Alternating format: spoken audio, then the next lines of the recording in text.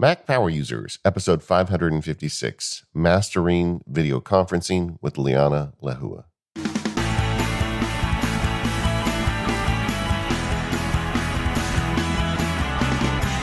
Hello, everyone. This is David Sparks, but I'm not joined today by Mr. Stephen Hackett. Stephen couldn't make it. He wore himself out, gang. You know, he raised almost $400,000 for charity over the last month, and I told him he got the day off. So Stephen's not here, but the good news is I'm not alone. Joined with me is Mac Power Users alumni. Welcome back to the show, Liana Lehua. Well, thank you. Aloha all. It's always good to be back. Nice to talk to you. I'm sorry that we're missing Stephen, but that was a lot of work you did. And just want to say congratulations on that fundraiser for St. Jude. That's pretty amazing. You know, it's like, now that he's not here, I can just say, is it weird to be like proud of your friend? But I mean, I'm proud of that guy, man. He came up with this idea. He's raised so much money, but he is wore out. I talked to him and I'm like, man, just take the day off. Go to bed. Liana and I got this. Well, you are back, and I'm so glad to have you back. Liana Lehua is a good friend of mine, in addition to being a frequent guest on the Mac Power User, so we get to talk technology all the time. And I know there's a bunch of stuff you're doing that I think the audience would like to hear about. So why don't we start out with, where's your gear these days? Well, my gear, let me also give, for anybody who's not familiar with what I do, is my background is in broadcast. I've spent many years doing location broadcast streams all around the world in some really cool places. And so I've spent a little bit of time in the last several years doing a lot of consulting with companies and helping people create content. And so I use different kinds of gear. Sometimes it's rental gear, but for my personal gear and what usually works. I actually want to interrupt there a minute because you did a better job podcasting than me. You explained who you are. I just assumed everybody knew you because you've been on the show before. But Liana does streaming for like big names. And if you ever get to meet Liana, there's this thing she does where you'll be talking to her and you'll insert name of famous politician or president or whoever. And then somebody say, oh, yeah, I met that person when I did their stream. And it's just crazy how many people Liana has done these streams for.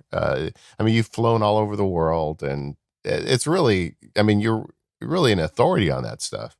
I did spend quite a bit of time, and I have some super geeky friends that I spent a lot of time with as well. And so I was with the right crowd at the right time and really got to participate in some stuff. And just to give a little bit of a background on that, or briefly, to get a sense of where we were before Google Plus Hangouts existed, we were Google Plus Hangouts in a very, if I'm going to admit it, very kludgy way, but it turned into YouTube Live. So now that you can go into YouTube and press that record button, was definitely part of the development of all of that. So just to get a sense of where we were. So we did a lot of testing and real life use cases for everywhere from the Obama White House to the Great British Olympic team to CERN in Switzerland. So we did a lot of fun stuff.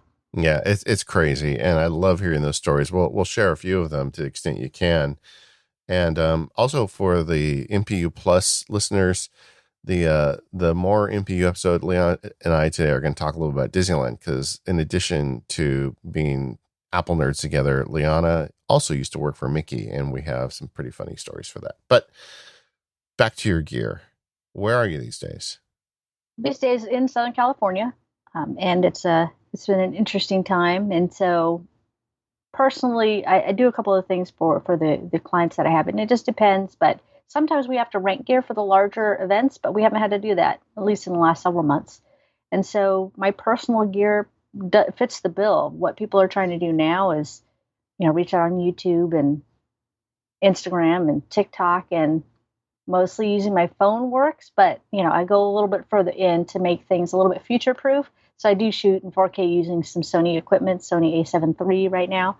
And that's like the core of the gear, and then all of the audio gear and that stuff around. So it fits in a Pelican 1510 case. So right now I'm traveling pretty light. But yeah, like I said, and a lot of times what I'm teaching different clients now is, one, we'll record something in high quality for them, again, to future-proof it to an extent. I mean, people are talking about 6K and 8K, but nobody has 6K and 8K TVs. So Yeah. I'm going to say we shoot in 4K, kind of future-proof it. But really, we're downsizing everything to 1080 just to make it, just much more bite-sized pieces, and they can get it up on YouTube or, again, any of those other platforms I was talking about very quickly, and they can do it on their own devices. Yeah. And we've got a whole segment planned for the show today where Liana is going to kind of walk you through whether you're just doing a Zoom call with your family or you've got work stuff going. Liana's got some really great ideas and tips to improve that. So that we're going to cover that today. But I also want to just kind of go over, because I haven't talked to you about this stuff for a while. And just in prepping for today's show, I learned something about you that I didn't know in terms of your gear. But, what Macs, iPads, whatever are you carrying? Oh, sure. So there have been instances where if I'm doing a job that I have to turn around quickly and I don't want to fuss, I've rented iMacs, more current iMacs. But honestly, what I'm using now is a mid 2012 MacBook Pro Retina, and it screams for what I need it for. And we were talking about this recently, as I'm still on a first gen iPad Pro, 12.9 inch, and I'm having a hard time justifying upgrading either. However, I'm super interested in the Silicon Mac and the new iPad Pros, so it's probably about time. I've been pretty good. That's, I guess, a testimony for the Mac and how it's treated me, as well as, I don't know, maybe Apple needs to rethink their business model that I'm not upgrading all the time. Yeah. well, I think that's particularly true with iPad. I mean, people get iPads and there's almost nothing in them to break. And Right. Apple keeps supporting the older hardware with the software updates. So I think one of the reasons why iPad doesn't sell that well is people, once they get one, they can use it quite a while. Right. I agree. There's nothing that it doesn't do. I do a lot of my edits on my iPhone and my iPad. I'm on an iPhone 10s Max, and didn't go to the 11, but excited for the 12. But everything that I've been doing so far has been able to handle with the devices that I currently have. And so one of the things that I like to say about that is, I know as a member of the MPU listening audience for a very long time, there was a time when I was upgrading with every iteration. It's just, I wanted the new thing. I needed the new thing. But I'm finding now that really I just need to be able to do the work. And so, like I said, I've been able to get away with not having to do that. But I'm excited that, like you said, that Apple is also supporting bringing some of the new functions. And I'll talk about it later, but like iOS 14 and different functions that they're bringing in are still available on the older generations. No, I totally agree. And, everybody, I think part of the reason why we all feel that we don't need to upgrade as often is a lot of the iOS stuff is maturing. I mean, if you look at the Apple Watch, for the first couple of years, every Apple Watch was a big jump over the old one, brighter screen, much faster processor. And, they were making these leaps. And I think that last year, the leap to the always on watch face was kind of the leap we were all waiting for. And now this year, it's a nice new watch. And if you get, if you get the Series 6, it's going to be better than the ones before it. But I've heard from a lot of people, myself included, that don't feel particularly compelled to upgrade because the incremental change is getting smaller each year on Apple's mobile technology, which it should after this many years. Right. Yeah. And I've been looking at it, considering like, well, it'd be kind of interesting to get, like, I think some of the features are interesting, and mostly I'm actually interested in the pulse ox, or the being able to read oxygen. Yeah. It's not something that I need or anything that I think is terribly accurate. I have other oxygen devices that I use, but I don't know. I think that would be kind of an interesting thing to be able to use and try and see what the feedback would be. But I don't know if that's compelling enough to make me update to the new watch. But then you also know, whenever you do get around to getting the new watch, whether it's next year or the year after, that is going to be in the bag of tricks waiting for you. Yeah, I'm very excited. Quick aside on the watch. I upgraded my wife's Series 3 watch over the weekend. I cannot believe what a miserable experience that was. I don't know if listeners have Series 3 watches, they're nodding their head right now, because her watch didn't have adequate space on it to install the update. So I go look at, usage. You can look at your usage stats on your watch. And Apple Mail on her watch is using like a gigabyte of memory, So So crazy. yeah. And I asked her, I said, what are you, when are you doing your mail on your watch? She's like, I don't think I've ever opened it. I don't do mail on my watch, but there's no way to uninstall it. And then I went to the Apple support forum saying, well, how do I get rid of all this data so I can install the update? And the response was, well, you can select a message and then swipe it to delete it. Like, are you kidding me? There's thousands of messages in here. I'm supposed to swipe 1,000 times. So ultimately, I just wiped the watch out. I just erased the entire watch. Then I installed the update and then I restored from backup. But I'm like, talk about a bad user experience. Come on, man. Yeah, that I don't understand why in this day and age, honestly, that there is a single swipe. That there should always be a select all, delete.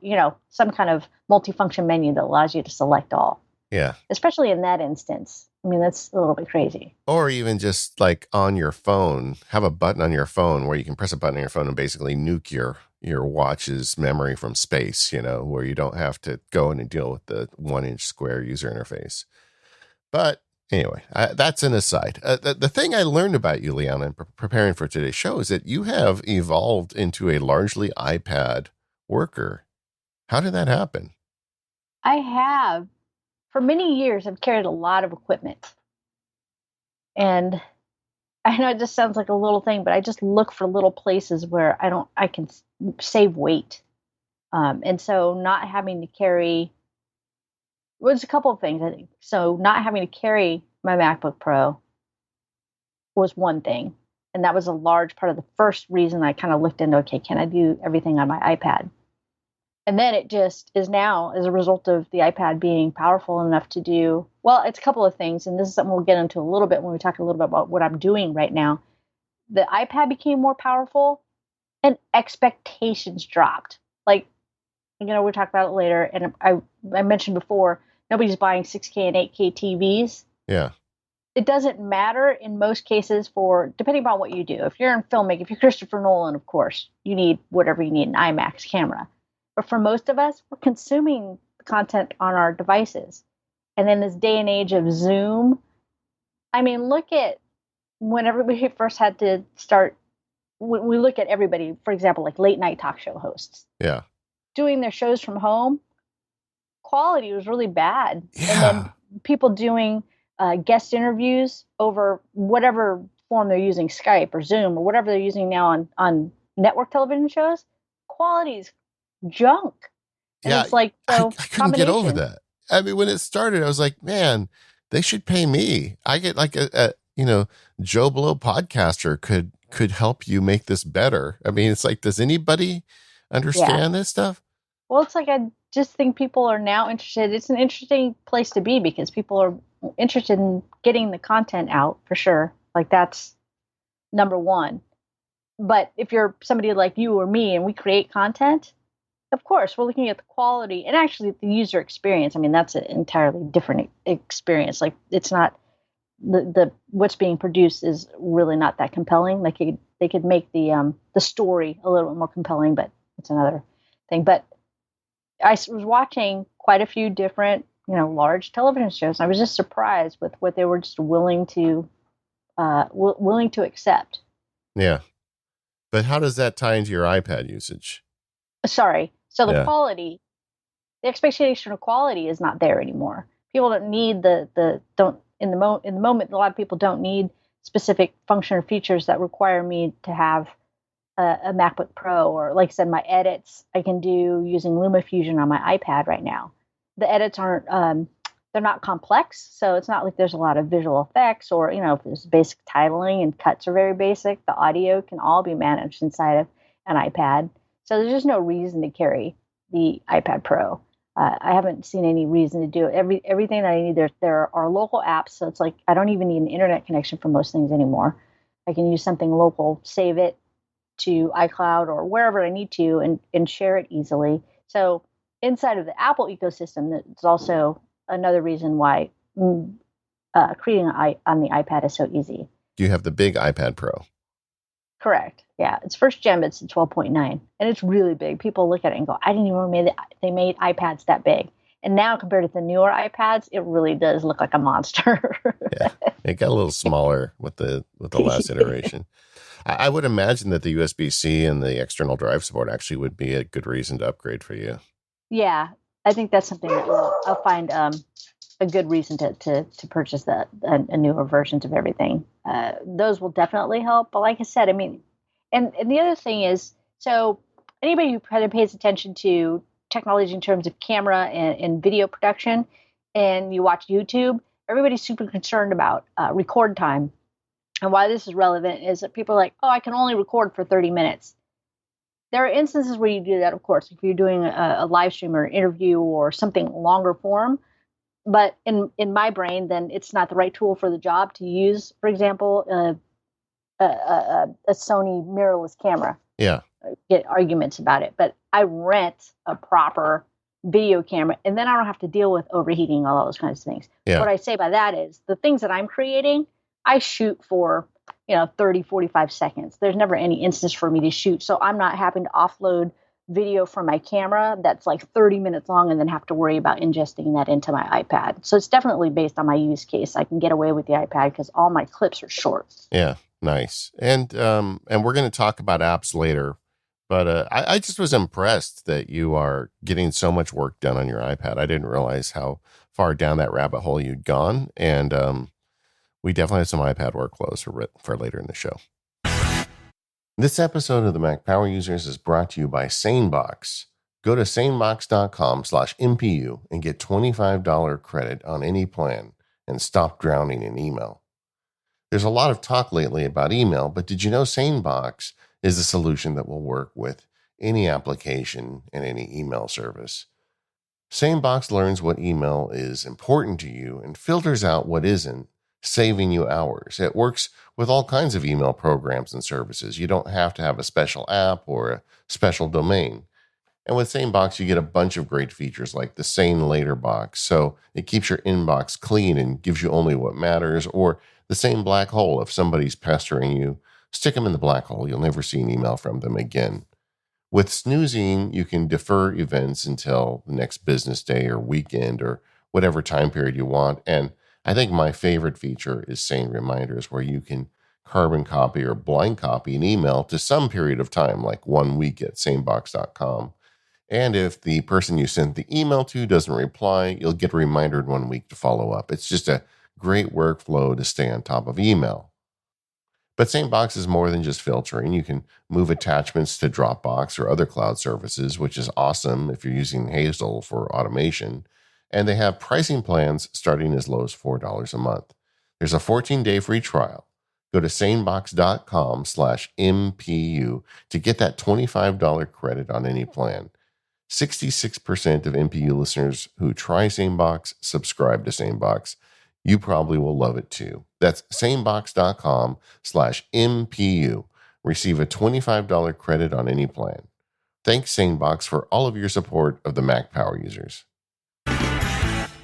All right. We mentioned earlier about video conferencing level up, and you've done this for presidents. So I thought it would be fun to talk to you about kind of the underlying technology and what people can do to up their game with their video conferencing that everybody is doing now.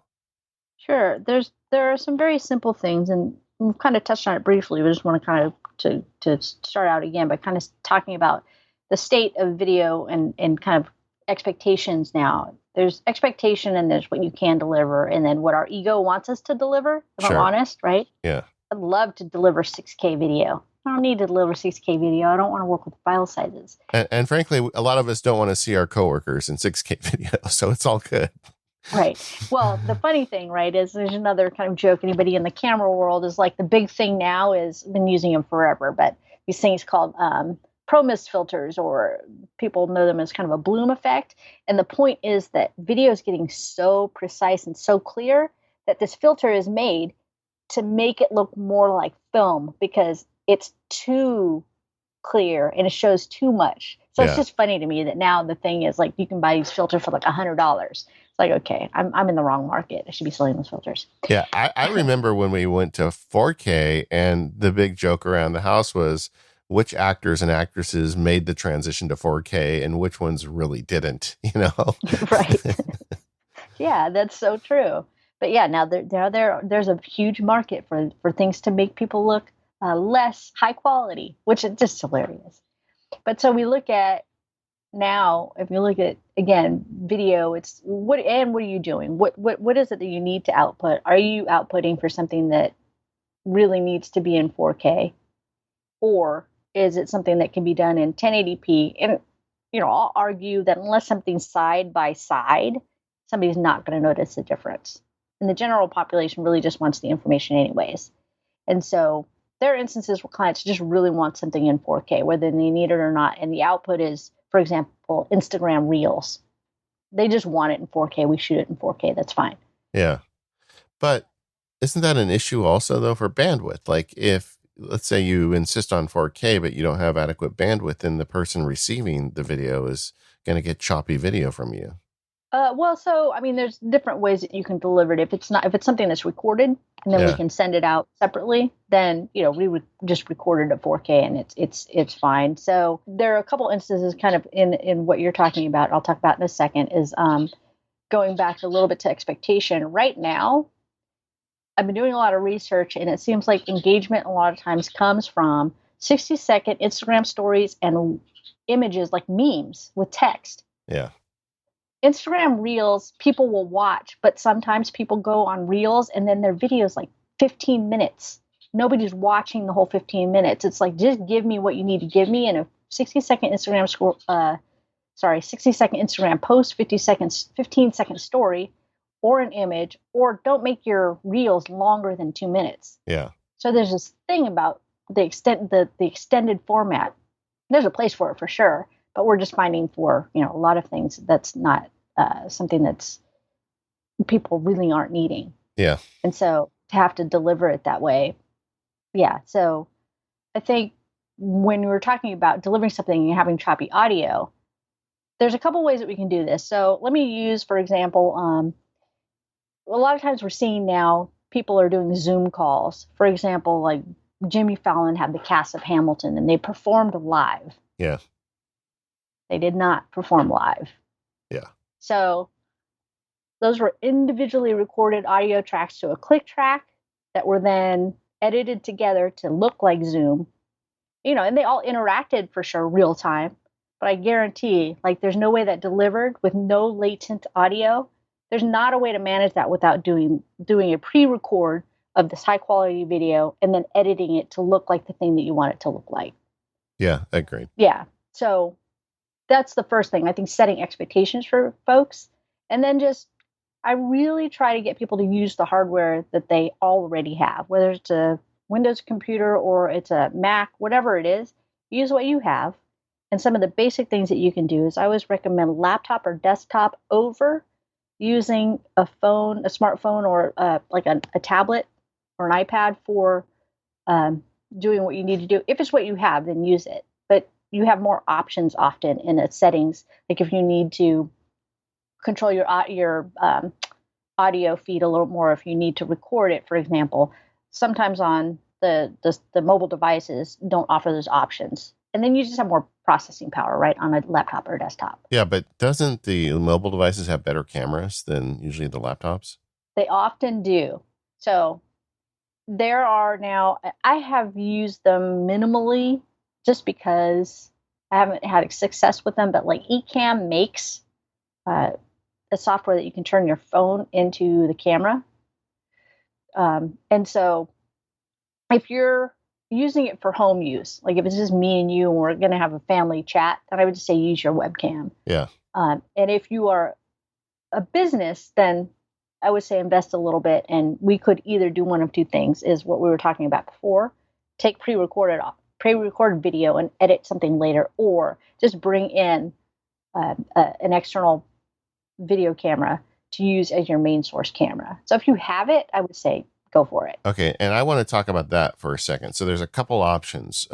I've been playing with several. The first is an application called Camo, Camo, by Reincubate. And I just say, don't do a Google search for Camo because some weird stuff comes up. But do the search for Reincubate Camo, and you're good.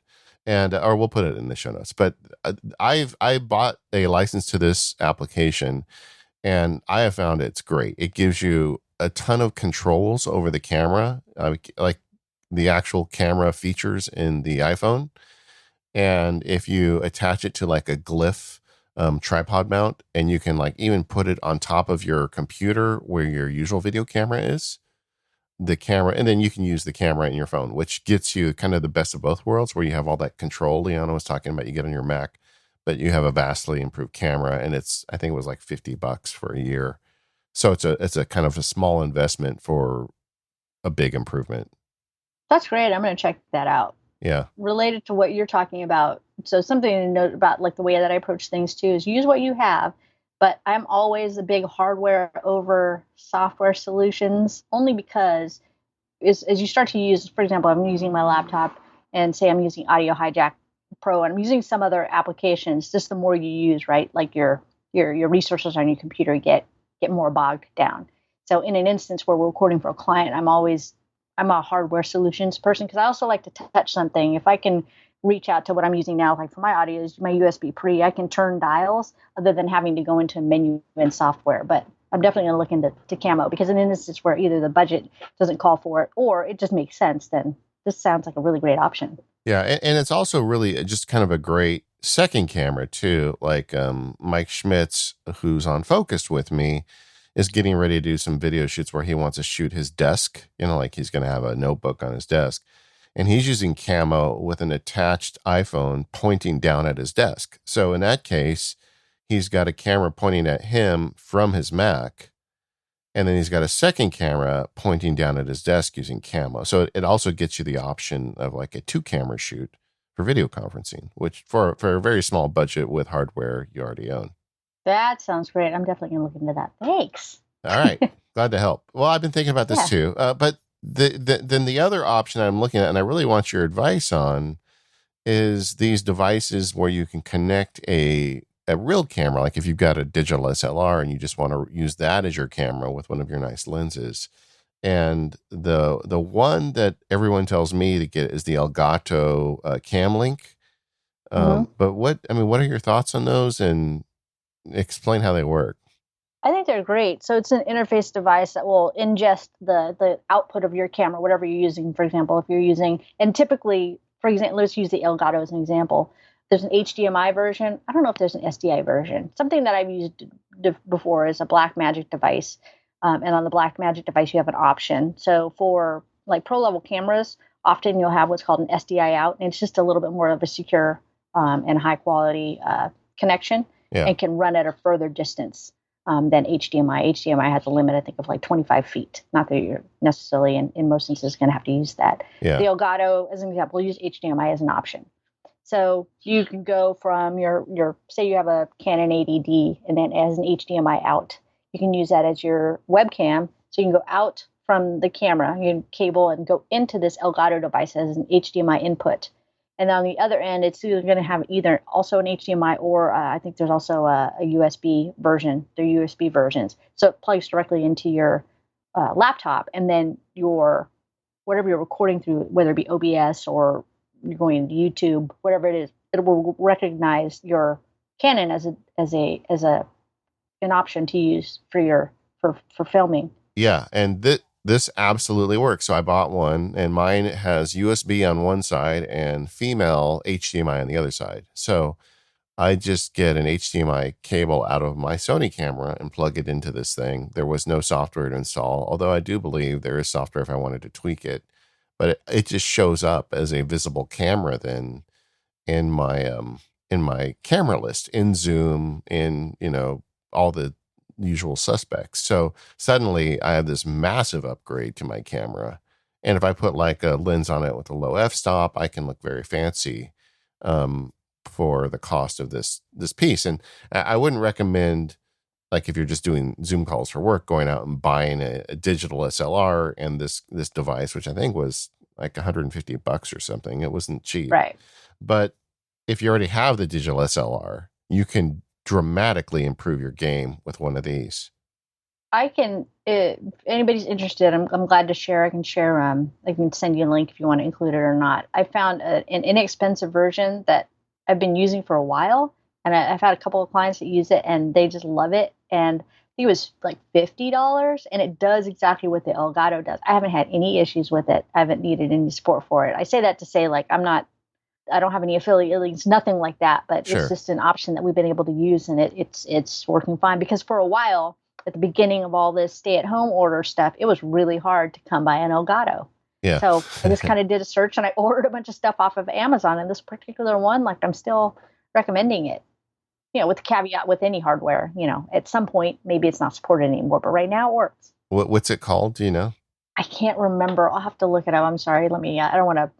No worries. We'll typing. We'll just keep share going, but we'll put it in the show notes, and I'll put a note in the link that this is the one Leon likes. I wish I'd known that before I'd spent $150 on the Elgato. Sorry. Oh no, I mean Elgato is a long time company too, though, right? So you're kind of buying what you get. Again, I haven't had any issues, but you'll be good with Elgato for a while. Important safety tip with those: it does bring over the user interface of your camera, which is what got me in trouble on the St. Jude podcastathon, because that showed up and it was a big mess to get it sorted out.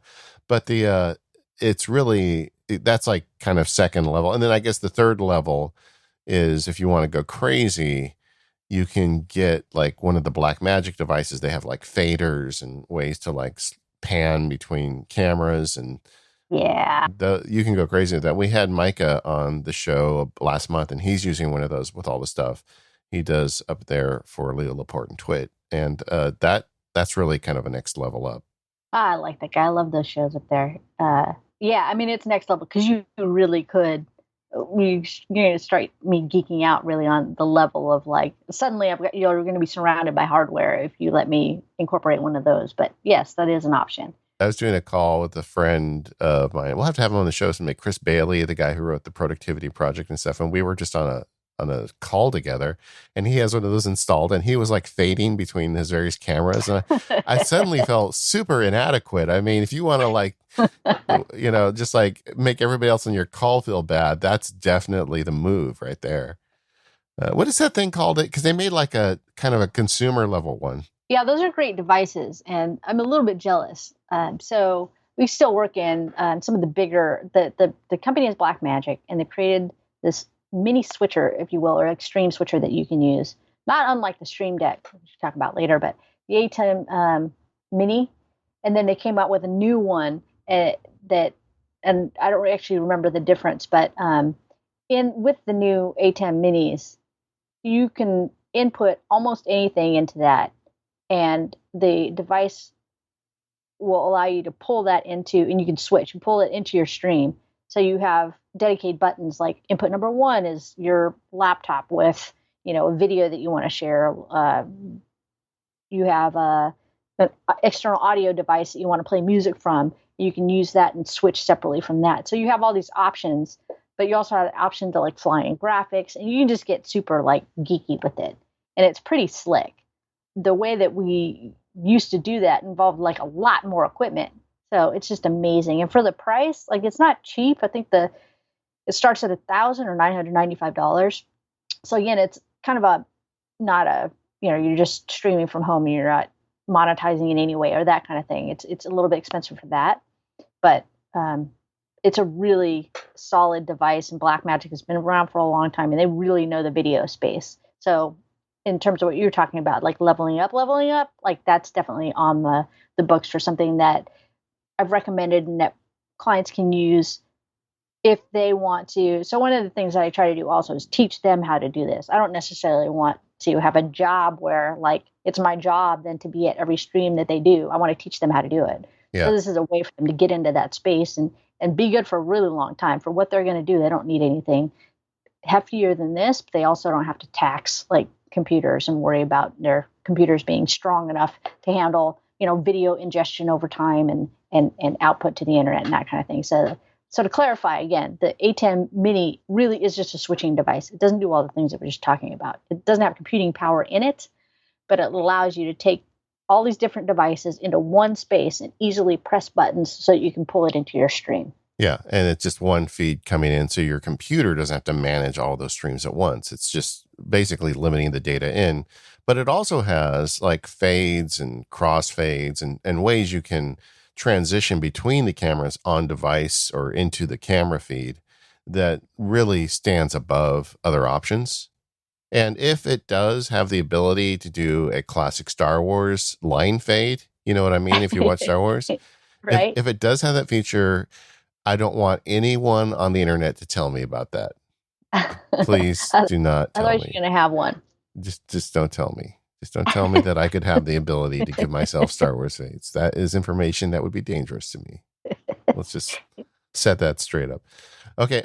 So we talked about the cameras, but I know, like you said earlier, a big deal about this stuff is trying to solve these problems at the hardware level and not the software level. And I think one of the biggest mistakes people make, because I've been doing a lot of video conferencing lately, is lighting. Yeah. So, like the biggest issue, and you've probably seen this, is people just don't have enough light. Let's start with having enough light, regardless of what color it looks like. Sometimes you see people that look super yellow or whatever. That's fine. At least you have light.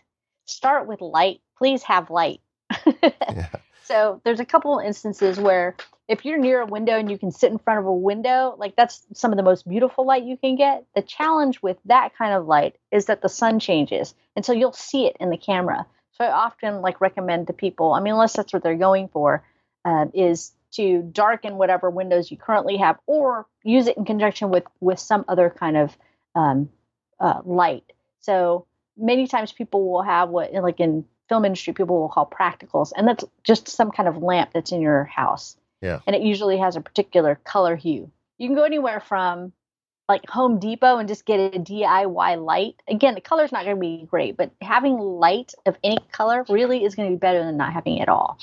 Or you can go, and quite a few people do this. Go to Amazon and buy, for example, like a ring light. Is very flattering to your face. If you're sitting in front of a computer the entire time, if you're not getting up and walking around, a ring light is very flattering, and it's super simple. And typically the way that it works, if you can imagine, it's in the shape of a ring, and there's often a place for you to mount a camera in the middle of that ring. And it just, you've probably seen a lot of people do it, but it's a very flattering light to your face. It gives you just something really even, and they're not that expensive, and it's an easy way to level up that video. Yeah, and the nice thing about a ring light is they're usually pretty wide. So where you have like a small light that you're trying to use, it actually doesn't look as attractive on you. With the ring light, it's wider, and it's just like that is like an easy way to solve the problem. Yeah. That's all I would say really about is light. Again, like you were saying, there's ways to level up your light. You can use a single light and just make sure that your video will resolve much better. You won't get grainy video, and you'll be able to see the other person. You go to two lights, and you have like what's called a key and a fill. So you have something that's kind of in back of you that will back to the side of you that kind of offers like a separation. It's something kind of more artistic than anything. And then you can go to like a 3-point lighting system, where if you're in a larger room or you're in an office or you want to show something in back of you, that you could even light the background, for example. And there's different ways you can set it up. That's not specifically the only way to set up those three lights, where one's in front of you facing you while you're facing your computer. The other one's to your side, kind of lighting your side lighting, and then something rear facing the backdrop. This is one example. Yeah, and a ring light, a decent ring light's going to run a couple $100. If you want to go even more budget but still improve, there are a bunch of LED panels on Amazon in the $50 range, and they're just little panels of LED lights. So they don't use a lot of electricity. They don't get too hot. And you could, like, let's say you're sitting at a laptop, you could put it right behind the laptop, pointing at your face. And the power trick there is get one that has a temperature adjustment on it, because they make them that are just all blue or all yellow. And if you have one that has a dial on it where you can kind of change it from hot to cool, you can kind of get it in there. But those are it's like $50 to get one of those, and it's going to make you look so much better, and no matter what camera you're using. Right. And usually you can get away with one of those. And it depends, again, how far you're going to put it away from you. Something to notice about those LED lights is often the brightest. A good place to start is a color temperature that's right in the middle. And it matches what like the sun is, what they call daylight. A lot of times the brightest part of some of those LED lights that are in that $50 range, they're great. And if you're not going to put them that far away from you, the brightest point of those lights sometimes is at the very cold end or the very warm end of that. So you'll end up looking really blue or really orange. Just be aware of that if you're going to buy one. Oftentimes the brightest part is not that middle part, which is, again, that daylight part, which is a lot of times where you kind of can start from and then dial it down or up to be cooler or warmer, depending upon what kind of look that you want. But in the instance of using it for your video conferences at home, great light, $50, and you really can't go wrong. And I can give you some examples of some of those as well if you want, if anybody's interested, or I can give those to you, David. We're going to load up the show notes for this one. And the last tip online I'd say is just look behind you. I mean, if there's a window behind you, yeah, that is the big problem. I mean, like, you're ahead of 99% of the people that are doing Zoom calls right now. If you can just make sure that there's no window behind you, it's just right. Right. It's. I mean, how we've all seen it every day. Every Zoom call, there's at least one person where you see a garden behind them, and you see the outline of like a state witness, in front.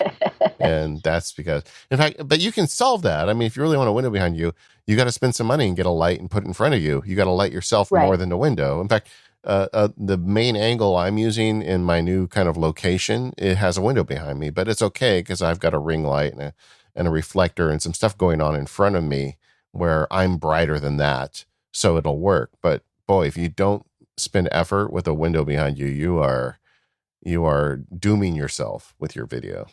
Right. Yeah, like I said, unless you want to look like State's Witness, which, maybe. No judging. Yeah. This episode of Mac Power Users is brought to you by Mars Edit, the premium blog editing app for the Mac. Mars Edit gives you the power to write, preview, and publish to your blog right from the comfort of Mac OS. That means you get really cool features like the Mac's built-in spelling and grammar check, access to your photo library so you can easily upload images, and so much more. You can save drafts of your posts locally on your Mac, fine-tune them until you're ready, and then share them with the public. It works great with WordPress, Micro.blog, Tumblr, and many more.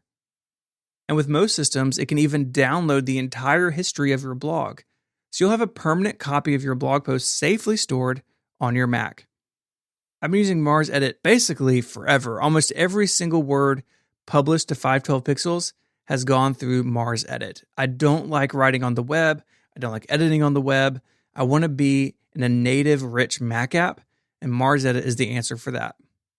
So get out of the browser and into a beautifully designed Mac app where you can focus on your writing, sharing your thoughts, stories, or artwork with the world. MPU listeners can get 20% off the one-time purchase cost of Mars Edit by going to marsedit.com/MPU. That's marsedit.com/MPU.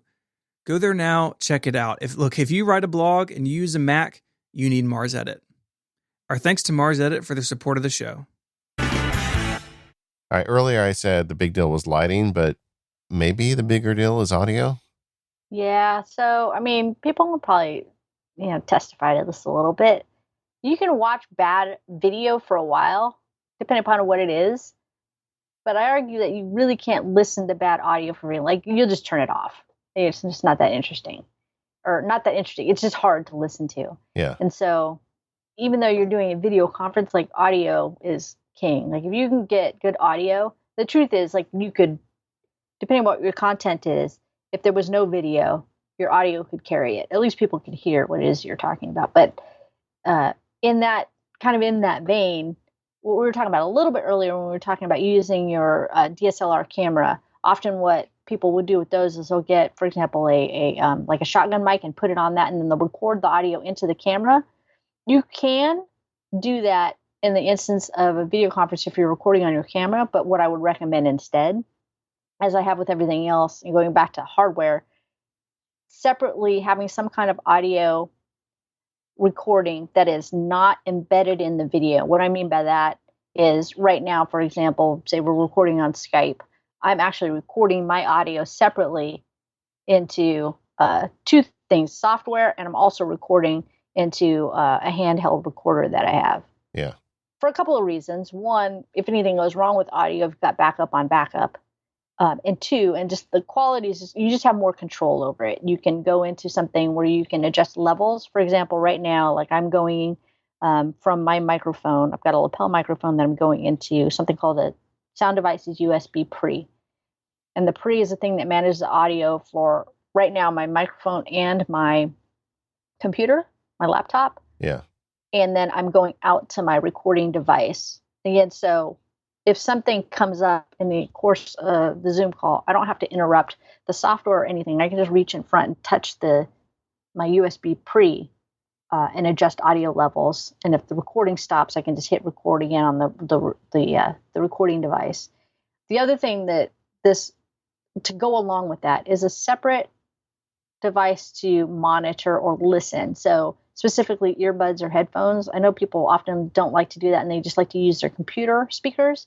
What that will result in oftentimes is feedback. So the person that you're talking to or that's listening to your Zoom will be able to hear themselves back because your microphone will pick up the output from the computer speaker, if that makes sense. Yeah, and that is like unbearable. Now Yeah. Apple does a pretty good job with their microphones of trying to cut that out where it doesn't feedback. But whenever it happens, it is just unlistenable. And in fact, let's work up this stack from kind of the low level to the top. We started at the top with kind of the shotguns and everything. But Sure. If you're doing these calls, the easiest thing you can do is a pair of ear pods plugged into your computer with a cord, or even a pair of AirPods if you have them. And when I'm just doing like work related calls with clients and stuff, I just use a single AirPod in one ear. And because I have a microphone already set up with my system because of my podcasting, the microphone will be on the right, the AirPod will be on the left. And that way the AirPod doesn't have a chance of bleeding out of like if I have it too loud, the microphone doesn't pick it up. But I feel like one of the advantages of the AirPods is you can run just one at a time. So you don't look goofy with two of them hanging out of your ears. And you can get the audio in just fine. Now, if you don't have a fancy microphone like I do, if you don't have a podcast, the microphone on the AirPod also is fine as an input to your computer. And I feel like that is both using the microphone and the speaker on the AirPod is once again one of those big things like removing the light behind you in a lighting situation. It's like you get so far along the path if you just do that. Yeah, I mean that's what works most for most people, and I would say, like you said, just go that route. I mean, I think there's definitely nothing wrong with doing that. It's easy to control, related to everything that we're talking about, including what you were just talking about. Wireless is always in like Bluetooth connectivity, wireless. I'm also a big fan of wired. So like, yeah, even down to internet connection. Like right now, I'm wireless, which I don't typically like, but I'm not in a place where I can get close to the router. But a wired anything, like even earbuds, while it doesn't look that great, if you can go that route, it just reduces the amount of things you have to troubleshoot if something's happening with your audio. Yeah, one less point of failure. Right. Yeah, that's a good point. And just if you're doing a lot of this conferencing, having a wired connection to the internet, having your earbud wired to the computer, it's just one less thing. Although I have to admit, I do as I say, not as I do, because when I do usual conference calls, I use the AirPod. But yeah. Sure. Well, yeah. I mean, it works. I haven't had it fail on me, but you know, just or in an environment where you're doing like a live stream or presenting, and I've seen people do it, and like I said, it works fine. But the other thing to think about too, when you are at this level, like if you're going into Skype or even Zoom, there are controls that allow you to do things like reduce echo, reduce, like we were just talking about, that ambient audio. Yeah. The place to be careful with that, and typically it works, but the place where it's to be careful with that is if you're a musician, for example, and you're presenting, I would disable all of those functions and figure out an external solution. If your only solution is to record into your phone and live stream there, or your laptop, then of course you have to use what you have to use. If you have the option to go outside of that, at least disable those functions and figure out how to get that audio into your stream, because oftentimes it'll clip at weird places. Like for musicians, if you're singing, because each of the different, let me use Zoom as an example. There's low, medium, and high. There's an example of low, medium, and high where you can enable or disable the ambient noise from those things, the filters, yeah. And each one will cut out a different level of sound. I'll give you an example. I was doing some Morse code stuff, and I was going into a stream, and the output from my Morse code device was clipping. Well, it wasn't clipping. Sorry, it was limited out, so you couldn't hear it at all. Yeah. And in some instances, like voices, depending upon what part in a voice is, it'll clip that voice out. Like you said, it has to do with frequencies. So for musicians, because you're kind of all over the range, like that's one thing. If you're just doing voice audio, typically those do a lot to help reduce any of that ambient noise and just get rid of any distractions, any other distractions. So those are a good option. Yeah, and also I find a lot of times the software filters will level it, so like the volume is the same all the way through, but means if there's a soft noise, it can get very loud, and loud noise can get soft, and sometimes that's a bad thing. I totally agree with Liana that to the extent if you want to improve this stuff, the hardware is really the solution. And like, so the AirPod or EarPod plugged into your computer is a nice upgrade. But that combines the microphone and the hearing together. I think if you want like the next level up from that, I would recommend getting an actual microphone, because and I'll have to say the microphones in the Macs these days are actually pretty good. They have noise canceling. They have multiple Mac microphones installed in them. So there's a lot of options for you. But if you really want to like improve, like because I have this podcast rig, I've got a really nice microphone, and every time I get on a call, it's almost a distracting subject of how much better I sound than everyone. But you don't have to get a fancy podcast mic. I mean, just for like a USB mic or something like that in front of you with a pair of headphones on that don't bleed into that microphone, that is a great way to improve your audio. Yeah, absolutely. And something to be aware of related to your audio going in, depending upon what you're doing, you may run into issues where the audio and the video are not syncing. There isn't a lot that you can do from a software level. I mean, unless you're an audio engineer, you really know how to use something like Pro Tools, and you're using something like Pro Tools or Logic as a pass-through, and you can set an audio delay. For us normal users, there isn't really a lot that you can do about that. So just kind of expect that depending upon what you're doing. It doesn't typically happen in voice calls, but if you're doing playback of video inside of, say you're, I'll use Zoom as an example again, because people seem to be familiar. In Zoom, there's an option to do a screen share. And oftentimes you can share assets like video. Sometimes you'll watch the video and just like, a bad dubbed movie, the audio will not sync up. In that instance, there's no way to manage that sync. There are ways to do it externally.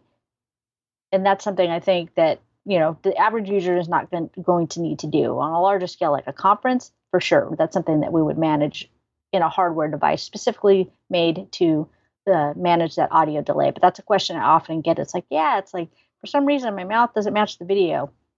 Yeah. Out of the box, sometimes you might have those issues. Yeah. And that's really where, your gig comes into play, where people go beyond the normal video conference and they want to bring in video assets and, something more produced.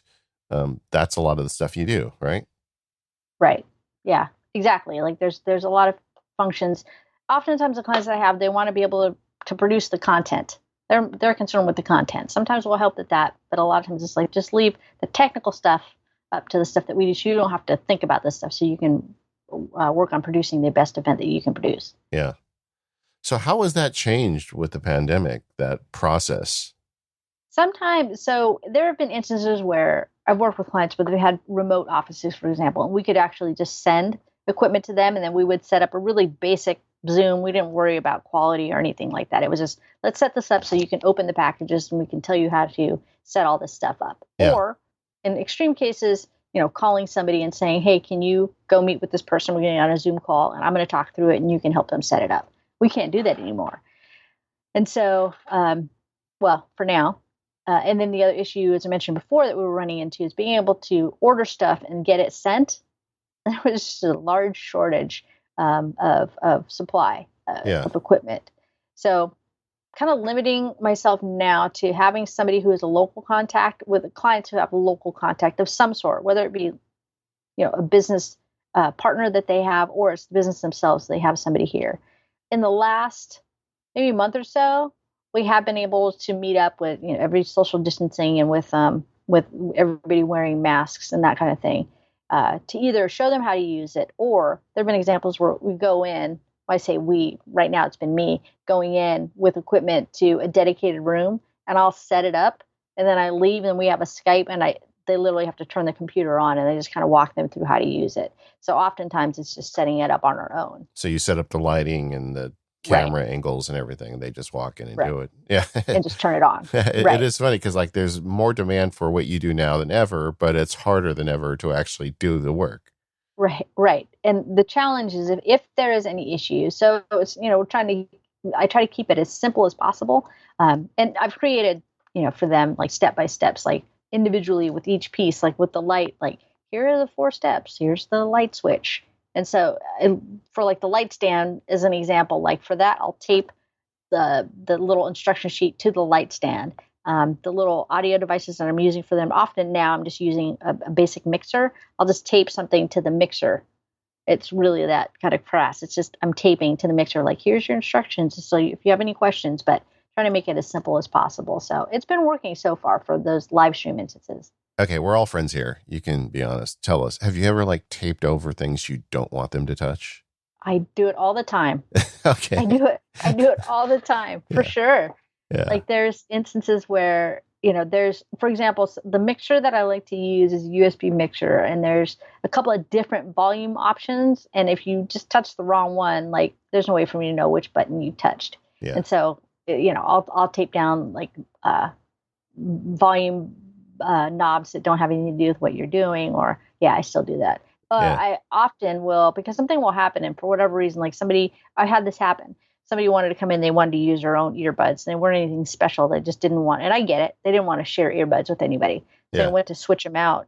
And it wasn't an issue. It's like in my brain, like there was a splitter, and I was like, if you unplug one and you plug the other one back in, it's fine. That was my fault. I actually should have put tape over, because this. Wait, let me interrupt. Because there's often a headphone and microphone button right next to each other, right? Yes, exactly. And because we were doing a separate audio, like there was the mic button, the mic option was still something, but they needed the headphone option. Yeah. And it just, So they plugged the headphones into the microphone, and then suddenly nothing worked. It didn't take us forever, but it took us like, I don't know, it's frustrating, right, for the person too. It maybe 15, 20 minutes, but it was 15, 20 minutes. Time is money, all that fun stuff. But I tape over stuff all the time. Like where in the old days, you would be in the room and that just wouldn't happen. Yeah. Right. Wow. Right.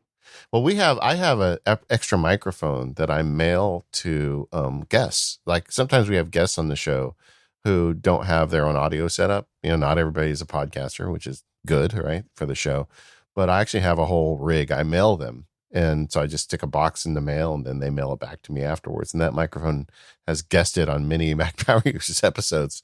Kind of the same way, but not nearly as fancy as what you're doing. Very nice, though. It works. Like it's sometimes it's that simple, really. You're not trying to produce it. Yeah. And I know we talk a lot of gear as Mac Power Users. We can't help ourselves. But really, the basic level stuff we've talked about throughout the show, just get the window in front of you instead of behind you. Get something in your ear with a microphone. Just the real basic stuff. It's like you get so much further along the road with the first steps than the last steps.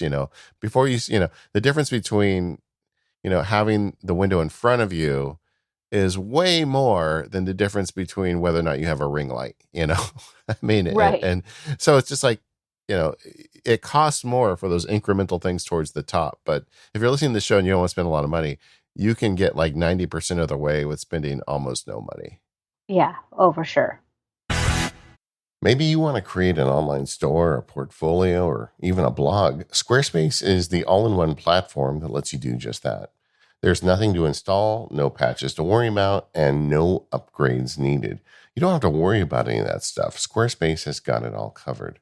And they have award-winning 24/7 customer support if you need any help. They let you quickly and easily grab a unique domain name, and all of those award-winning templates are beautifully designed for you to show off your great ideas. I've been a Squarespace customer for years, and I am because it's easy. Before, I had websites that took a ton of my time to manage and keep running. That's just not been an issue for me since I moved to Squarespace. And with that 24/7 customer support, if there's any problem, I send a note and they help me fix it real quick. Squarespace plans start at just $12 a month, but you can start a trial with no credit card required by going to squarespace.com/MPU. And when you decide, use the offer code MPU to get 10% off your first purchase of a website or domain and to show your support for Mac Power users. Once again, that's squarespace.com/MPU and the code MPU to get 10% off your first purchase. We thank Squarespace for their support of the Mac Power users and all of Relay FM. Squarespace, make your next move, make your next website.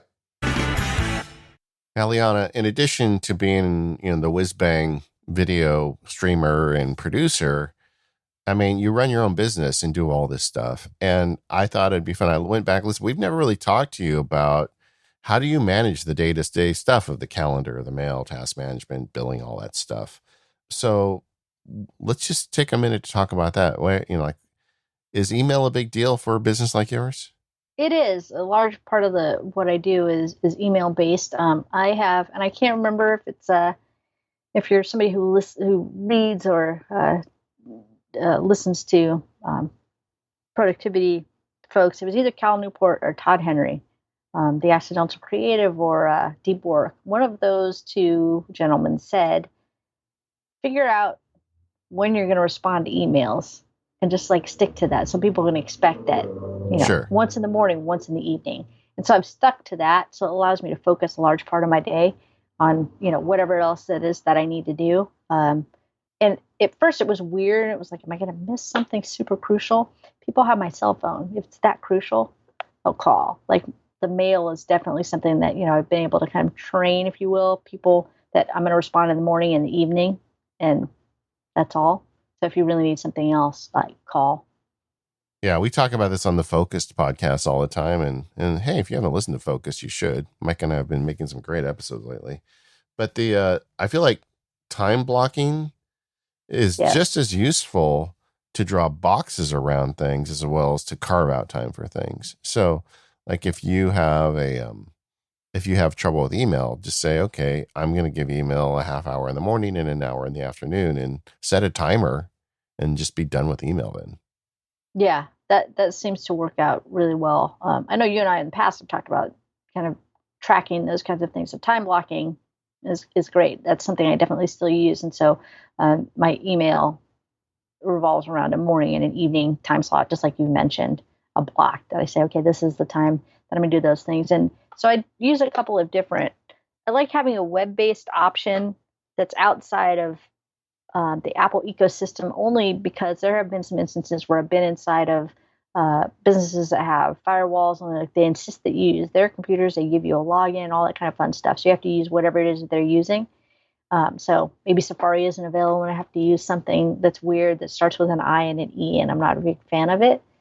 And so I have to be on some kind of Internet Explorer option. And then so I use Gmail as one of my email clients, or the web app. And then I'm still using Mail app. I've tried a couple of different third-party like Spark and I think Airmail, and there's a couple other ones I've tried. Dispatch. I've tried them, but I keep going back to the Mail app, and it also works when I decide to do anything. Like I don't do anything super hardcore. I'm sure your listeners know, like you have used Hazel to file emails, for example, and I do that with the Mail app, and so those are really the only two that I use: Gmail and the Mail app for mail. Yeah, I probably once a week get an email or a message from somebody saying, hey, Sparky, I'm using Gmail. What's the best app recommendation for the Mac? And I actually, my usual response is just don't use an app. Just do it in the browser, because, that's what really Gmail is all about. If you're going to go down the road of Gmail, you might as well use it in their platform. But I'm glad to hear you're able to get by with Apple Mail. Is it giving you any trouble? It hasn't. In the early days, I feel like I went away from it for a really long time because I feel like I wasn't getting emails and just the weird things were happening. But I've gone back to it and I've been using it consistently now for a couple of years. Like it's been a while. Like I'm surprised that I haven't had any issues since I went back to it. Yeah, it always feels like once every year or two, there's a whole round of news articles about how Gmail stopped working in Apple Mail, and it's like I feel like the team on Apple Mail and Gmail just like it's like a couple that's dating, but they live in different towns, and sometimes they're just too busy to talk to each other. Yeah. Well, so the way that I use Gmail is I have a business account with Google Apps, and so I'm using a personal domain. I'm not using Gmail. Yeah. Gmail. I'm using a personal domain, and that personal domain goes into Mail App. So I haven't really had issues because my mail is being hosted separately by Fastmail. Gotcha. So you're managing email with time blocks and Gmail. Sounds like it's working okay. Now, are you using, the one thing that attracts me to Gmail, even though I don't use it, is their online-based rule system. Do you use any of that stuff? I don't use any of that. Like my email is pretty basic. I've tried not to go. I used to be super hardcore into like really managing, like controlling, using those things. I feel like, but in recent years, I just haven't used it as much, so I'm not using any of those. The closest thing I'm doing to organize anything is Hazel on the Mac. Yeah, I still go crazy with all that stuff. In fact, I just set up Apple Mail rules for all of my newsletters, because we talked a few weeks ago about read a later services. And since I've now given my money to Instapaper, I have a magic Instapaper email address. So I have Apple Mail rules that forward every newsletter to Instapaper. And now I don't see newsletters in my Apple Mail app anymore. But that's cool. And then are you doing calendaring through the Google Suite as well? No. So I use I use Fantastical with the calendar app on the Mac. I mean, all of my input is done through Fantastical. Yeah. But I haven't had any problems with it syncing or anything like that. And I just like the plain language. I think a lot of the calendar apps do that now, but just the plain language input has been really easy. So, and it just works. I like the way it looks, and I could probably truthfully go back to using just the calendar app, the Mac calendar app, but I've been using Fantastical for a while, and I just really like using it. Yeah, it is pretty nice. And that they just released all their widgets. They've got some really nice calendar widgets. I like having their... They do. Yeah. And I like having their widget on my home screen. Then I can get the app icon out of my dock, and the fewer things I can put on my phone, the better. Yeah, we'll talk about that for sure. Widgets. All right. What about task management? How are you tracking all these projects? So I went back to something really simple. So for a long time, I was a big OmniFocus user, and I feel like my life, like my work, constituted the detail with which I could track and capture into OmniFocus. But now I've just gone to using an app called TickTick, because everything that I need to do now is very simple. Like it's a series of, and I can duplicate task lists, and it's super basic. I don't do any automation with it. Sure. It's as simple as like Things or any of the the reminders app. But TickTick does give me I like the way that it looks. So there's a couple of functions in it. When you create a task in it, you can set date and time, which you can with a lot. I like the way that it handles like lists inside of a task. Yeah. That was a large reason that I went to it. I like the way that it handles that. And it's got, I'm just looking at the website. I've never heard of this app before, but it's got collaboration built in, and you can sync across platforms, Apple Watch support. Yeah, I can see why you'd like this. Yeah. And it's super easy to use, and it's very clean. It's not very robust, where sometimes I do miss. There's some things that I really like about OmniFocus that I consider going back to, like geo-located tasks and that kind of thing. But my life I don't do that as much anymore. So that's kind of why I went away from that. But if I got to a place where I was traveling again more, I think that was when I was at the height of using OmniFocus. There was just a lot about it that made sense for the way that I was working. I mean, I'm a big OmniFocus fan. They used to be a sponsor of the show, but I'll tell you the thing about OmniFocus that really sells me. It's like every day is those reviews. I mean, the ability to automate and set specific times for reviewing projects, because I just have too many projects, and the ability to go back and review them is what allows me to make sure nothing ever, slips through the cracks. And it's such a great feature. It's just amazing to me that I don't think there's a single other task manager that does that. You're right. So going back to what we were talking about, time blocks, one of the things that I do at the end of my day as well is, the shutdown, or my review and my shutdown. Yeah. And so my process now is much more kludgy because I have different buckets that I'm looking versus being able to just go into OmniFocus. That's one of the things I definitely miss. Yeah. OmniFocus made that process easier. I don't know if I'm sure the Mac Powers just heard you talk about that before, but that's definitely something that the review and the shutdown. Yeah. You mentioned widgets earlier. Have you gone down the widget rabbit hole? Yeah, kind of. Okay. So I heard Steven, I think it was on the last episode. He was he said something that like resonated with me. He's like, yeah, I don't know if they're for me. I don't know if that's exactly how he said it, but that's kind of where I am. Like, I was super excited about it. Like, a lot of people downloaded Widgetsmith and have been playing with it, but my process is just so second nature to me on the way that I've been using my phone for so long and my iPad. Yeah. That while I'm more using widgets.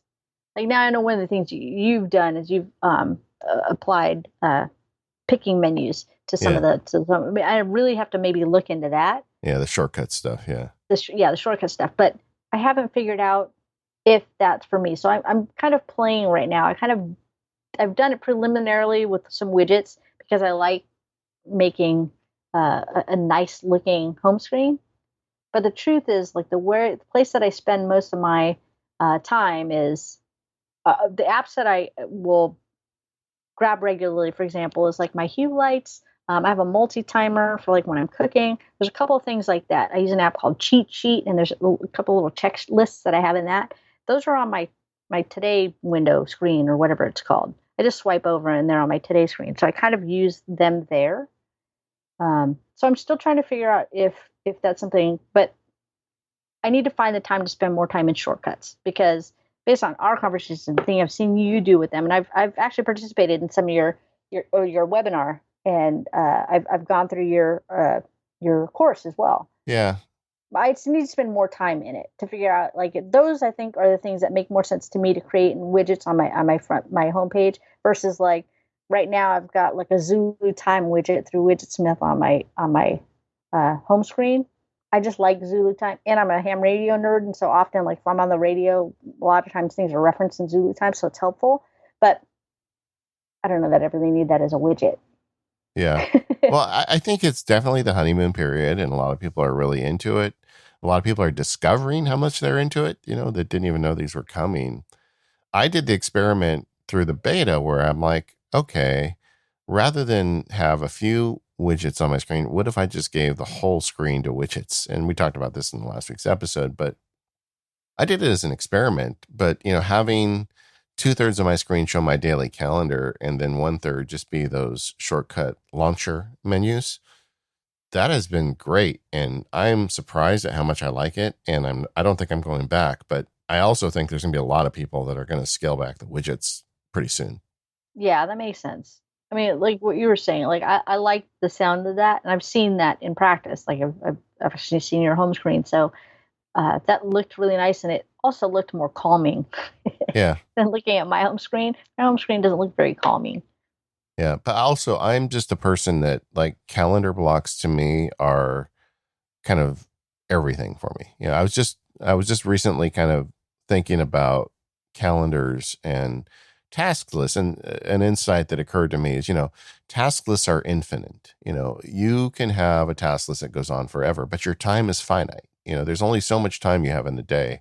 And that's why using a calendar to block your time towards the tasks that are most important is just so critical to actually getting that work done, because, the task list will never stop. It'll continue to throw things at you.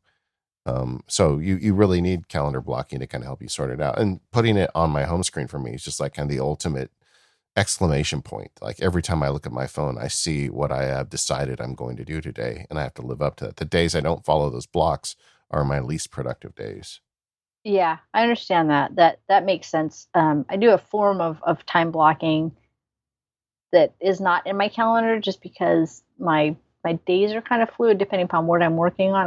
I wish I could figure out. I haven't really figured out how I can get them to be a little bit more in those buckets. Like it's not. I can't depending upon when an event is and what stage we're in. I don't necessarily spend the same time of the day working on certain things, certain tasks, but I do like the time blocks. I used to work in that fashion. It was super helpful. Like I said, if I had a moment of like, what should I be doing? To be able to just look and go, oh yeah, that's what I should be doing was super helpful. This episode of Mac Power Users is brought to you by Indeed. One of the greatest challenges in life and in work is knowing where to focus, how to take all the information that's available to us and just know where to go with it. And this is definitely true in hiring. But with Indeed, you have access to the largest pool of talent and you can hire the right people quickly. Indeed.com is the #1 job site in the world because Indeed gets you the best people quickly. Unlike other sites, Indeed gives you full control and payment flexibility over your hiring. You only pay for what you need. You can pause your account at any time, and there are no long-term contracts. Plus, Indeed provides powerful tools to make your search easier, like sponsored jobs, which are shown to be 3.5 times more likely to result in a hire. With 73% of online job seekers visiting Indeed each month, Indeed is going to get you the important hire that you're looking for, just like they have for over 3 million other businesses. Right now, Indeed is offering MPU listeners a free $75 credit to boost your job post, which means more quality candidates will see it quickly. Try Indeed out with a free $75 credit at Indeed.com/MPU. This is their best offer available anywhere. Go now to Indeed.com/MPU. Terms and conditions apply. The offer is valid through December 31st. Our thanks to Indeed for their support of Mac Power Users. All right, Liana, I always ask guests, what are some of your favorite apps and services? And #1 on your list is near and dear to my heart. Please share it with us. It is, and for a long time has been, drafts. All right. Drafts is killer. What are you doing with it? Everything for me starts in drafts. Like it's in my dock on my phone, and everything starts in drafts. Because you can go anywhere with it, it just makes sense to me to start things in drafts, whether or not it's something that I actually send somewhere. So I kind of use it as a couple of things. It sometimes does start out as kind of just a brain dump, and then I just go back and look for that brain dump. So it's not highly efficient, but oftentimes, depending upon what I'm doing, I'm either appending something in Google Docs or, adding a file to like my iCloud file. But because you can go anywhere from drafts, I've just decided, like, I don't want to have to fuss with like finding, going to like Word or Pages or anything like that to start any kind of thoughts.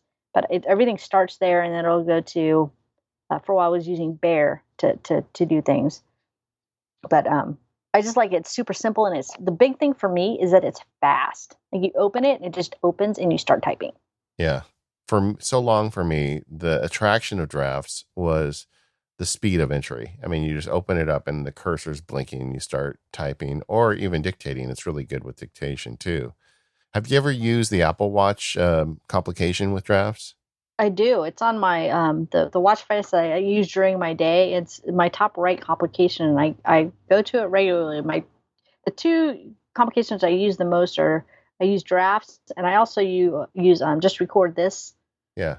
And so those are for two different reasons. I don't always want to have my recordings in drafts, but those are my two most used Apple Watch complications. Yeah, I like it's just so like game changing. Like you're going through your day and a thought occurs to you.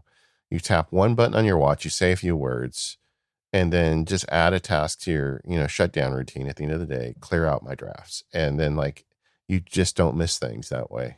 Although I'm kind of curious, so how do you distinguish between what goes in drafts and what goes into just record?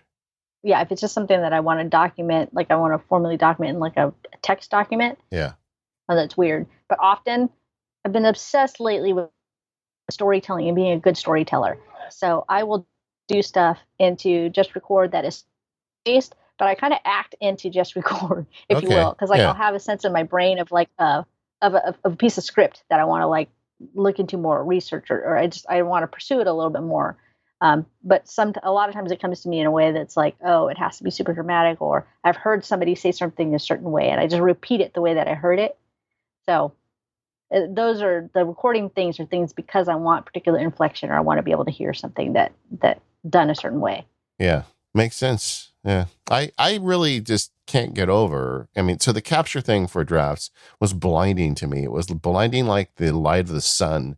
And it was only the last year or two that I really kind of caught on to how much drafts can do after the text is inside of it. I mean, Greg has also upped his game so much since he went on the subscription model that, the app is just getting tons of improvements. But like all the little problems with text, like at this point, every blog post at MacSparky, except the really long ones, are just written in drafts. I mean, I set it up in drafts and I put a tag on it. They'll say MacSparky blog idea. And then I can just run a what they call it, a workspace for it. I forget the name now, but they have it starts with a W. Now it's driving me nuts. Hold on a second. Well, so I'll go into the drafts and just see a list of all of my blog post ideas. And then I'll select the ones that I want to write for that week. And then I'll switch that tag to action. And that gets me to another workspace. And I can go and write in there. And it's just great. And like all these little problems that you can solve with it. I do a lot of entries into Day One, the diary app. And it has driven me nuts for years because I dictate a lot of them. How you dictate a diary entry. And I just want title case on the top line. Spent the day at Disneyland with Liana. All right. And Right. It doesn't title case that. And if it's on my phone or even on the iPad, going back and like fixing capitals in that is just a pain in the neck. And Apple doesn't have a built-in service for it. I have written the guys at Day One saying, come on, give me a title case option. Like if it's like, why not have the option that if I mark it as heading 1, that you apply title case? Because when on earth would I ever make a heading 1 that I didn't want title case on? And, but they haven't got to that. They're doing other things. And it just occurred to me like within the last 6 months, oh, wait a second. If I just do these in drafts, there's a drafts action that applies title case to a line for me. So I'll just do that, and like all of a sudden, like so many text problems where the apps that you use don't have the feature you want, you can just solve it in drafts. And then drafts makes it ridiculously easy to send that text to the app. And well, I just can't get over how much I continue to love that app. We were talking about this combined with Keyboard Maestro. It's just hyper powerful. Yeah. Like really, like I've been, I started out way back, using Quicksilver, right? Like that from then, like now, everything is, a lot of my process is keyboard based. It's nice to be able to just continue to do what you're doing and not have to lift your hand up to use the trackpad or the mouse or whatever.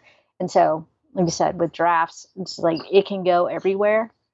That said, one of the apps that I didn't list that I often go from drafts into, sometimes it's just a text document, but many times it's going back to what we were talking about and just either writing things out for clients or some of the script stuff that I'm working on. I found an app called Highland 2. Yeah. And it started out as a markdown-based script writing software, but I'm finding that like writing a lot of different things in it is working for me just because I don't have to think about the way that I'm writing. Like everything's in markdown, so I don't have to is this a text document or wait, is this one a markdown? I don't have to think about it. Yeah, we had John August, who's the developer behind that app back in 2014 on the show. We're going to have to get him back, but yeah, it's cool that you found a way. And once again, easy capture and drafts into more powerful tools. For me, it's usually Ulysses, where I send the drafts text once I start getting kind of more serious about it. But it's just a great first step. I was glad you listed that app, and there's just a lot you can do with it. Yeah, I want to say that's probably the thing that's most most consistently for the longest. Like drafts is really a key part of everything. I've talked lately on the show about Rome research, and I've been like dabbling with that for some things, but for so much of the stuff I do, drafts is just better. It's just, Yeah. it's on all my devices. It syncs. It's a native app. It actually has security. Rome hasn't got there yet with their security model, but either way, I do like drafts, and Greg Pierce, who makes it, is a friend. So take that as you may. But you also are a YouTube Music subscriber. I am. So I decided that I subscribe to YouTube Premium, so it kind of comes as just being a subscriber to YouTube Premium. Yeah. Just because I don't like commercials. But now that they've added mid-roll ads, but whatever. Are they doing that to premium subscribers too? Mid-rolls? I've seen it on some of mine. Yeah, I've seen it on some of mine. Yeah. It's like, okay, I guess nobody can avoid it now. But YouTube Music, how does it compare to Apple Music? I create playlists, and when I find a song, I'm creating a playlist and I'm in that song or that playlist or whatever. There's not a lot that I'm doing to either share my music or, I don't know, the playlists work fine for me. So for a while I was an Apple Music user and I was a Spotify user.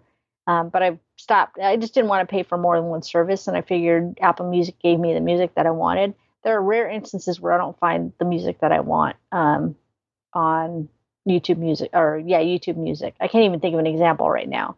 So a lot of it just came down to being able to reduce the fees that I was paying at different places. Yeah. And not having to deal with. I probably watch too much YouTube. Like really, if we look at it, I probably could get rid of YouTube Music and Premium and go back to Apple Music and be fine. I think I'm watching too much YouTube. Well, hey, I mean, I feel like YouTube is where I watch probably the most video too, but the stuff I watch is generally good for me. I watch informative. I'm a big fan of the educational stuff and kind of the philosophy stuff. So I'm not like pouring junk into my brain when I watch YouTube. And every time I put on network TV, that's what it feels like. Right. Oh, agreed. Yeah, the things I'm watching, I'm very purposefully watching what I watch on YouTube. There's a lot of really good documentary films on YouTube. Any other apps floating your boat these days? I've started using Darkroom for photo editing. For a long time, I was a Snapseed user, which I think Google bought. Yeah. And it just worked for what it was that I was doing. But I really like just the functions like the curves and the histogram manipulation, everything in Darkroom, I'm really enjoying. So that's something I use almost every day. I take pictures regularly. I don't post as much anymore online. Just in general, I'm just taking a break from social media. But when I do post, a lot of times I'm posting out of Darkroom. I just like the way it looks. I've gotten to a place where a lot of times I'll go to apps that make me like looking at them. I know it's dumb because Snapseed did a lot of what I wanted to do, but like I said, there's just a little bit more manipulation in terms of curves and stuff that I really like in Darkroom that I'm getting that I didn't get in Snapseed. And Darkroom is on your iPad. iPad and my iPhone. Yeah, that one, I have not used that application, so I'll check out. What's your favorite features? I mean, I think the curves is really the biggest feature, the feature that I like the most. And like I said, I mean, I really just like the way that it looks. When I open it up, it makes me think, oh man, I feel like I know it sounds dumb, but like there's something about the environment of it that makes me feel like, it's something that I can be creative in. No, I totally get what you're saying though, because especially on iPad, you want apps that delight you. And because it's such a different experience, I think user interface really matters. I'm much more tolerating of a kind of a garbage looking UI on Mac than I am on iPad.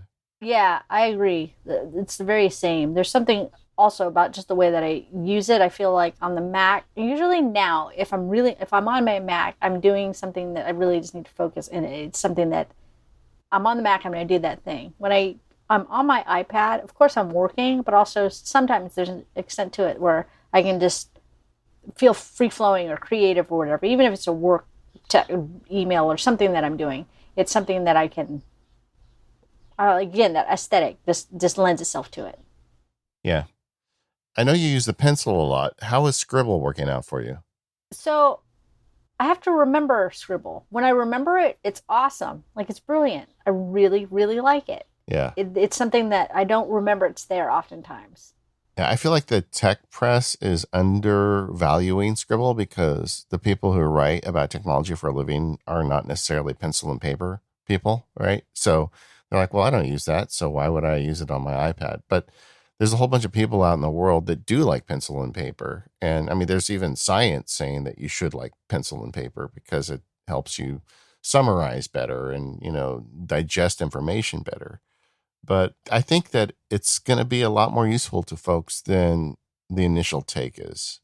Yeah, I mean, I think it's interesting. So I don't know how students, for as an example, are being taught how to take notes anymore. I don't know if you ever use, for example, like Cornell notes. I actually still do that when I'm listening to something. If I'm sitting down listening to something, there's something about writing a note and then being able to put my question in the margin and then summarize at the bottom of the page. Like, there's a process by which I take my notes and I ingest and then I go back and review, that if I'm doing it digitally, it's not as easy for me to write the way that I have to type it and then type my question either below it or in some other format so it sticks out to me. When I go back to review it, nothing sticks out. When I write it, I can write my note to the right, and in the margin on the left, I can write my question. And when I go back, those almost can be headers for sections of my review. Yeah. Yeah. And like, and GoodNotes has a Cornell template in it. So you can like use it right on your iPad. I mean, we covered this in the Read It Later episode just recently on the show. And I got several emails from people that were, I mean, they were nice emails, but they were also like, dude, you are making this way too hard. But for me, it's that process of highlighting and highlighting again and then summarizing that I actually am able to use the information. Like if I just read a book and I don't go through those extra steps, it's gone. I don't have access to it anymore. I'm exactly the same. And one of the things, like, I know we're both big on Readwise and using the Kindle. One of the other the things that I have to supplement a little bit for, because I'm still a little old school like that. So on my iPad, I'll open GoodNotes to the right, and on the left side, I'll have Kindle book open, and I'm still highlighting so I can capture the information in Readwise. But on the right side, I still like writing. If I have a physical book, there's some instances where I've ordered books that are history books or whatever they are, and there's no digital version available. I'm still writing in margin of books, and there's something in me about when I'm learning something that I still want to do that. So while I'm reading my Kindle books, I'm using a notation process inside of GoodNotes, and I kind of have to marry the two things, being able to highlight, but it just works for me. It's a little bit of a longer process, but it works. It's the way I remember things and learn things. Yeah, I get it. And I think it works, like you said. I mean, and if you can read a book once and absorb it, bless you, but that's not me. Well, Liana, thanks again for coming on today and helping us out with our home video setup. I think this is long overdue on the show. We really needed to kind of go into it. And I can't think of anyone better than you. After, you're helping the president with it, I think you could probably help us. So thank you for that. Very kind. Thank you. And to be very clear, it was 44, not to be political. Just it's just a different time. Yeah. Well, I mean, these days, I don't think they would hire somebody. They've got YouTube and all these other tools now. That's true. But either way, where can people find you, Liana? Twitter's the best place, Liana Lehua. I'm sure probably put a link to the show notes. And that's where I'm usually online. Yeah. Also, we are the Mac Power Users. You can find us over at relay.fm/MPU. I want to thank our sponsors for today, and that is our friends over at SaneBox, Mars Edit, Squarespace, and Indeed. I had said earlier in the show we were going to talk Disney, but while we've been recording, we've had news about the new 12.9-inch iPad Pro, rumored, not out yet, but with micro LED. So I think we got to go into that in the More Power Users episode today. You okay with that? Yeah, that'll be great. Very excited. All right, we'll do that, and we'll see you next week on the Mac Power Users.